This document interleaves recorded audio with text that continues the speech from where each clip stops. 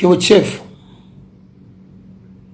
na kupongeza kwanza ulivyoenda kumwomba msamaha babako mzazi na mkaenda wote Clouds FM na ukatubu kama ulimkosea.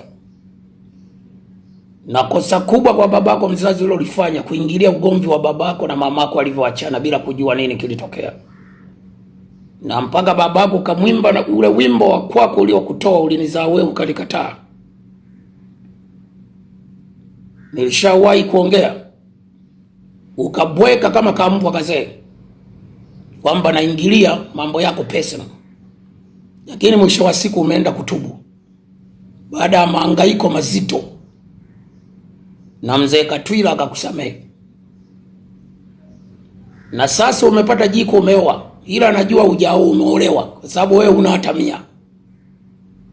Sasa kwa huyu mama huyu aliyekutunuku penzi lake, tuliza nyoke, acha unga, acha madawa kulevya,